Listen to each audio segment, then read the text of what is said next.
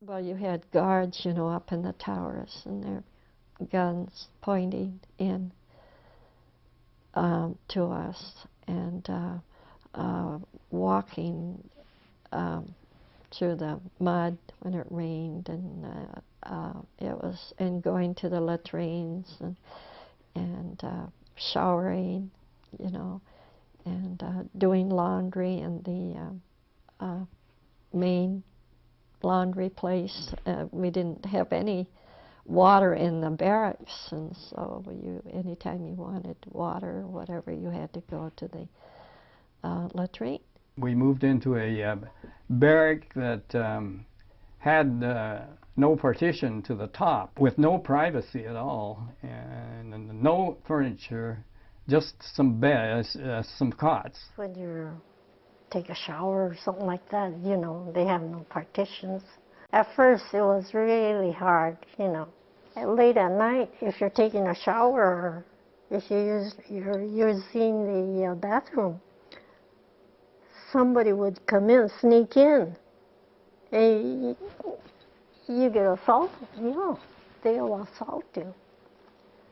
So they said, don't ever go late at night, you know.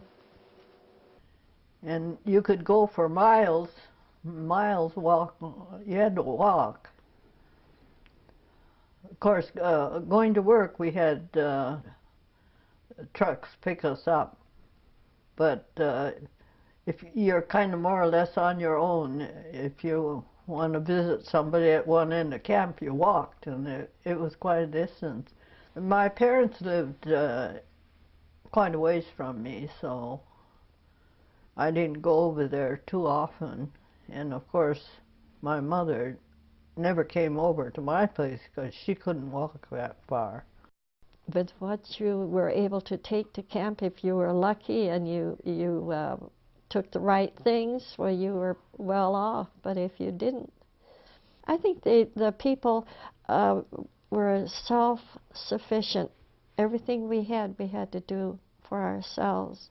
And people tried to make life in the camp bearable. Tule Lake itself is a lake, you know, and there's shells there. So people started collecting shells. I got interested in finding ways to make the shell flowers myself. I kept getting orders from mainly from the Caucasian personnel that worked in the hospital and in the administration department. Tule Lake was ultimately chosen as the segregation center, the highest security camp for troublemakers. When the loyalty questionnaire was imposed, it was not explained to them right off the bat that the purpose of it is that we are planning to separate the loyal from the disloyal. That was never uttered. The Japanese Americans, they took it all so literally, and they wanted to cooperate with the government. Are you ready to answer? So, well, said, you know, I asked, and I told him, said, well, if you're going to give me my constitutional rights, sure, I'll answer that yes. Then he says, no, we can't. I can't do that. So that means your answer will be no. Says, I imagine so. Then right after, they sent me to Tule Lake. Tule Lake was a camp for so-called disloyal Japanese Americans, disloyal to the United States, or for people who requested repatriation. They were considered, I imagine, disloyal. So we were all sent to that camp. I talked to my father, and my father sat down and he says, hey, Matomu, you're not disloyal. He says, you're not disloyal. You're Japanese. And you're Japanese in character, but you're American. You're a U.S. citizen. Be a Japanese. Be proud of it. But also, you know, you're an American. And be proud of being American. We really didn't have any choice. It was said that you join the army or you renounce your citizenship. And after I renounced the citizenship, all the members who also did the same thing, we formed a organization called Hoshidan. We got up at the sound of the bugle at 5 o'clock, and then we ran for 1 whole hour every day, every morning. Interior security was very much concerned about this activity, so they decided to round up all the head members. So they did, and they sent them to Santa Fe, New Mexico. Yet the organization went strong. They never faltered. You know, a lot of people may say that Tule Lake was for no-nos. These are the no-no boys. But when you look at it, it wasn't. It was just a mixture of people. You had the yes, like the yes over 18, they went because their parents were going. You had, of course, the no, the ardent, disloyals. With all the demonstrations, Mr. Best slapped a curfew on us, and so all the more the chaos and fighting broke out. Next thing you know, these tanks are going between the buildings. It's firing away, machine guns. Yeah.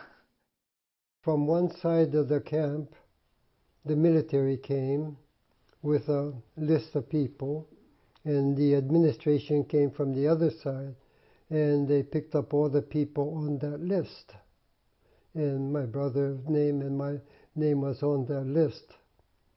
Why? We don't know. I had no idea where my dad was, nor where Al was, until we were taken into a room packed with people. All this time, names were being called out. So we were wondering what was happening to them. In time, my name came up. 2 soldiers took me by the shoulder, took me to another room. Voices came on. I don't remember what kind of question, but at that point, my response to the whole situation was complete blackout of memory.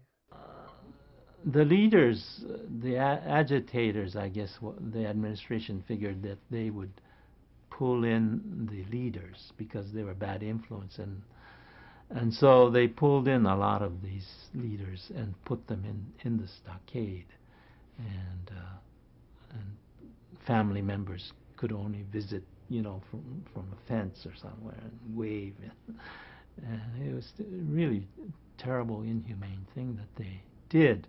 One of the first things that we would ask each other when we would meet in Mise is, where were you in camp? And so if the word was Tule Lake, with all the horrible things that we had gone through, and people had associated that with us, that surely we must have been one of the no-no people. Immediately people associate that with, oh, you're from that troublemaking family. So generally they do not talk about this aspect of Tule Lake. Nobody has ever written me a letter saying, oh, your chapter on Tule Lake was absolutely so insightful, except Raymond Okamura's wife. I'll never forget, she wrote me a letter saying, I just finished reading Years of Infamy, and I am crying. We never were able to establish ourselves